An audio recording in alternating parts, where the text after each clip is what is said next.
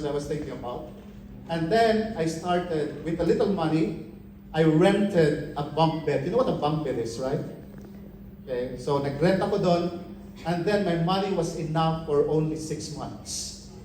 I looked for a job. I went around trying to look for a job. I couldn't find a job. And the reason for that is my accent was provinciano.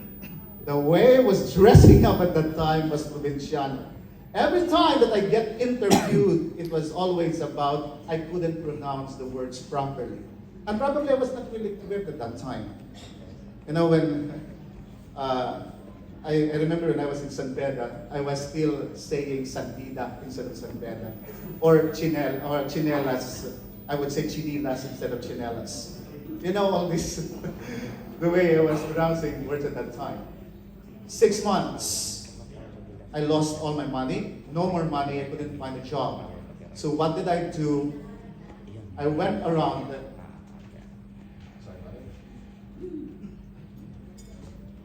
Okay.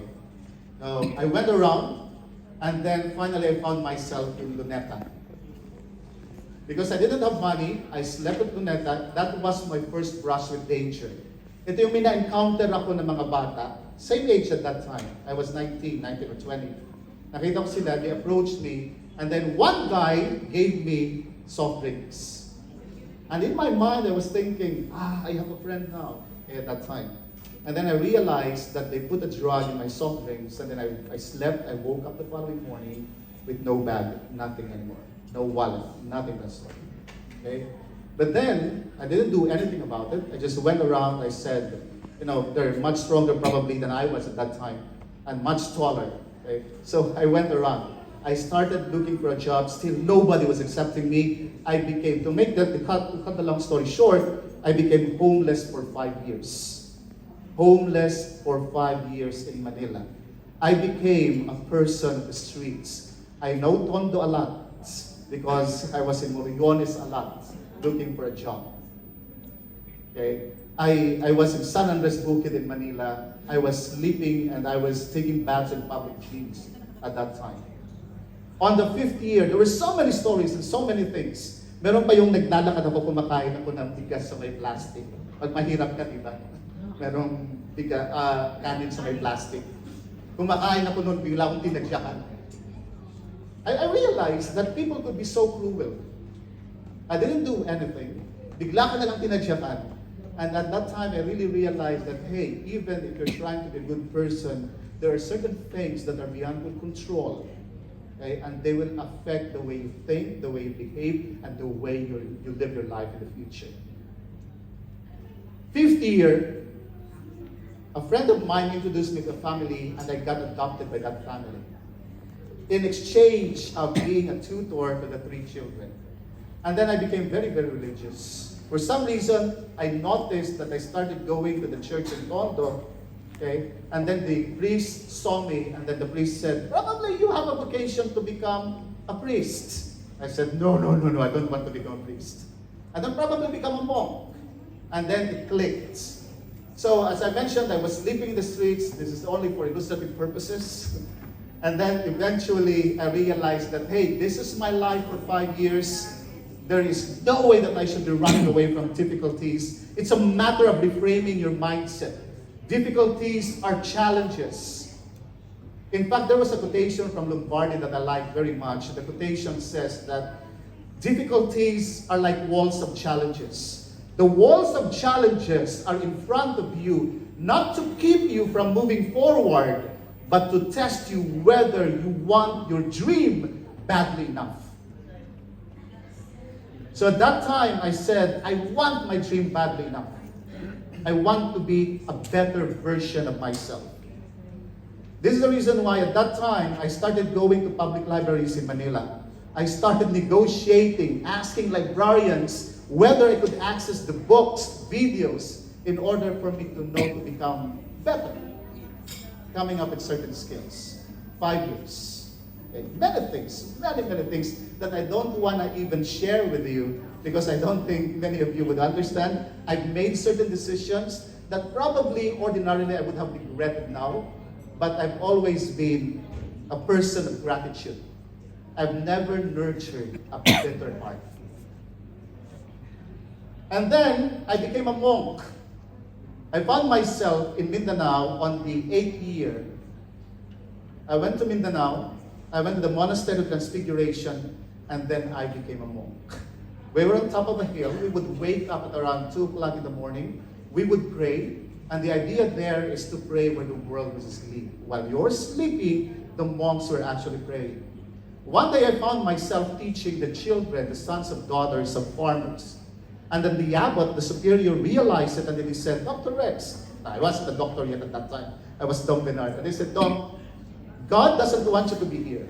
He wants you to nurture your gift of education. Go to Manila. We have a monastery there that runs a university. At that time, it was San Beda College.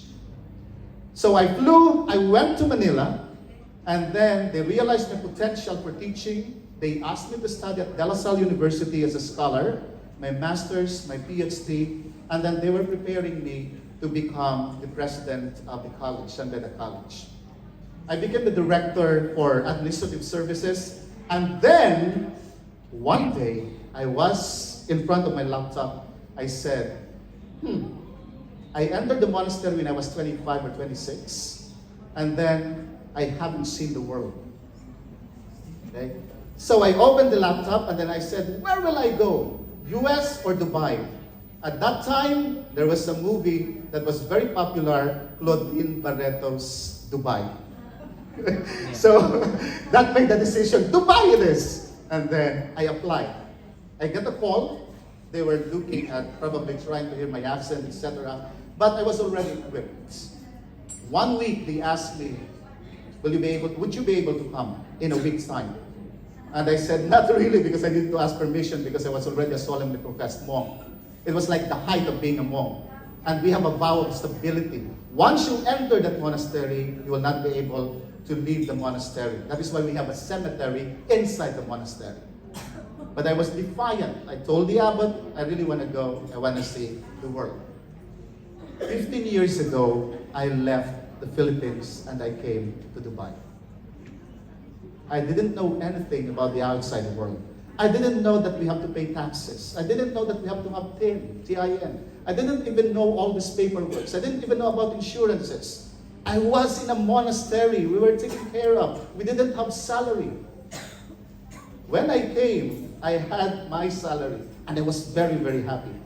I realized later on that that was the least salary for a teacher. I was happy. I was alone. I was single.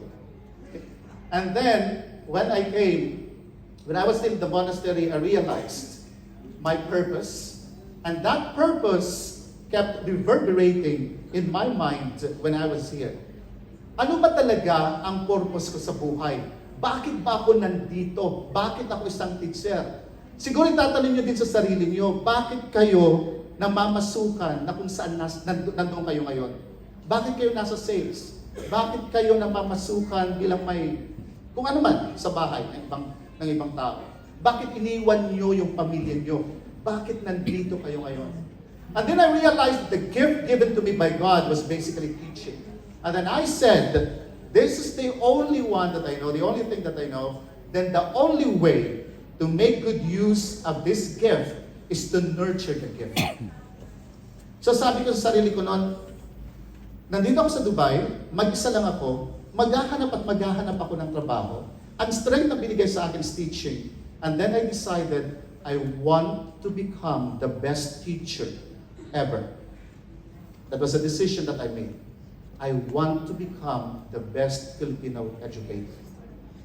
When I first entered the classroom in Dubai, I was so nervous. I saw the students of different nationalities, much taller, more handsome, much more beautiful. And I realized that they speak good English. So I said, how would I impress them? And that is when I decided that I needed to enhance myself further. Here, at that time, which you are right now, you are in a growth journey. You want to become a better version of yourself. In fact, you should be thankful that you have brilliant minds to give you that opportunity. And this training center, institute, will make you the best version of yourself. Of course, majority of it will be upon you. Okay, it's going to be your decision. But you have all the facilities and opportunities for you. Going back to myself, becoming a teacher. For you, wherever you are currently, enhance them. Become better. Equip yourselves more. That's how you become a better version of yourself. I found myself, as I always say, becoming a teacher. I don't want to stop just become a teacher. I don't want that every time I will look for a job in universities and colleges, I want the universities to look for me. That was my mind. So I came to Dubai. This is for illustrative purpose only. I again rented a bunk bed. There were 6 of us. I love them, but I don't know where the others are right now. But I love them. We became a cohesive. Yeah. Nagtipon-tipon kami, and we depended on each other. But of course, as life goes, we separated ways. And then, anything that's related to teaching, at least the gift given to me, I mastered. The seed of teaching was given to me by God. It depends on me. It depended on me to make the seed grow. Katulad din ng sa inyo. Anong gift na binigay sa inyo, nasa sa inyo na yan kung palalawigin ninyo. Ngayon, I learned to manipulate my voice. I didn't know how to speak, public speaking, but I'm a teacher. I needed always to be in front of my class. So how do I engage my class, my students? I needed to know how to speak properly. So, nag-YouTube ako noon, tapos tinitingnan ko yung mga great speakers, nagbabasa ko noon, tinitingnan ko yung mga ways kung paano magsalita at ma-engage yung mga nakikinig sa akin. Another thing is basically manipulating my hands. Wait. Ayaw na talaga. Okay. So, if you notice, I'm very expressive with my hands. Before, hindi ako ganon. Nakatayo lang ako, nagsasalita, my tiny voice. But no, as I mentioned, I wanted to become better. YouTube ulit. Research ulit. Nag-attend ako ng mga trainings kung paano. Pag may mga invitations, hindi ako nagdadalawang salita because I wanted to enhance myself. Remember, I wanted to become the best teacher ever. That was bold, by the way. That was bold. But that was a claim. That was what I wanted. I also make sure that my PowerPoint presentations are fantastic. Because PowerPoint presentations are essential in the classroom. So remember, related sa teaching. So ang nangyari, ang ginawa ko, I studied design. Again, I wanted to become better. Now, here are some things that I realized coming to UAE. I've gained so many relatives, especially when I was becoming better financially. And I think katulad din sa inyo, no? May message sa Facebook, okay? Para din si ganito, mamumutang si ganito, may solicitation letter. So, now, look at it this way, okay? But not everyone will like you. Pag hindi mo na pagbigyan, masama ng loob. As if utang ng loob. I don't mind. When I have, I give. I give probably. I've given so much. But I'm being realistic. Such reactions are normal. And I always say, if you have, give. But make sure that you take care of yourselves. Because you will not be in the UAE until your last breath. People will not always like you. As I said, learn to say no. Especially kung hindi na kaya ng budget. Especially kung meron kayong pina-prioritize. May mga priorities kayo sa buhay nyo. Be flexible. When you come to UAE, make sure that whatever it is, who you were in our country, in the Philippines, make sure that you extend yourself more. Be flexible. Kung hindi nyo gusto yung rule, yung regulation, yung law, yung sinasabi ng ibang lahi, learn to be very understanding of the practices of the culture, okay, of others. And then, work harder than the others, as I always say. If you want to become the best version of yourself, make sure that you work harder than the others. This is the same thing that I did to myself. 8 o'clock, 7 pa lang, nasa office na ako. Pag may gustong kumausap sa akin estudyante, kahit na yun hanggang gabi, kinakausap ko. And sometimes in teaching, it is not just about giving of information. For me, education is not just giving of information to students. Education is education of character. Give back the community. Volunteer. Okay? You have your blessings. Kahit na ano pang sabihin mo, the fact na nandito kayo sa UAE, mas may tinatanggap kayo kaysa sa nandun kayo sa Pilipinas. And that is something that you need to be grateful for. And then, be excellent in everything that you do. I always have this mantra, never be late, never blame anyone. Whatever happened in my life, kahit man dito sa Dubai, for everything, I never blamed anyone. I'm always grateful where I was, where I am currently. Anything uncomfortable will give you the most important learnings in your life. Late last year, around September, there was an opportunity. Okay, somebody saw me on LinkedIn and said, asked for an interview and said, "Are you interested to work?" And I was already working at Curtin University, Australian University, fantastic university.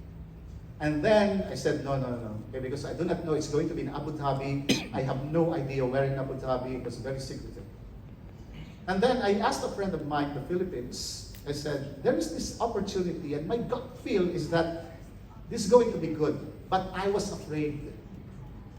Okay? It was making me uncomfortable. It was still in education, but different. And then this guy in the Philippines told me that anything uncomfortable will make you grow. Okay? So anything that's uncomfortable will make you grow. Kahit ordinarily, kahit kayo ngayon dito, nag-aaral kayo sa brilliant minds. Instead na itutulog nyo, nag-aaral kayo. Nag-attend kayo ng session. And that is uncomfortable. But as I said, and I realized that when finally I transferred to Abu Dhabi, that indeed it is true. Do not run away from discomfort. Because that discomfort, that being uncomfortable, will make you again the best version of yourself. Be a problem solver, not a complainer. I've never complained in my life, regardless of what happened to me. Never. In fact, I learned this from my previous president, an American, when he mentioned to me that, hey, because I realized that, I keep on going to his office and saying that these are certain things that you need to do in this institution. And then finally he said, Dr. Rex, I love you, but the fact is, every time that you come to me and you see a problem, come up with 2 solutions. Problem, 2 solutions. See the problem, see the solutions. And now, I have that as part of my mantra. Don't complain, come up with solutions. And of course, be grateful. Never be bitter, as I mentioned, never be vengeful. I realize in my life that people who are bitter, people who are vengeful, are the most miserable people in the world. And the only reason why I keep on receiving blessings precisely because I have a grateful heart. But a grateful heart doesn't come automatically. You need to nurture it. You need to always tell yourself that you will be grateful. Okay? It's not something that you have. It's something that you process. That you make, you better make sure that it grows. So, before I end, where did passion, hard work, patience, grit? Probably you'll be asking, okay, nasaan ka ngayon? Naging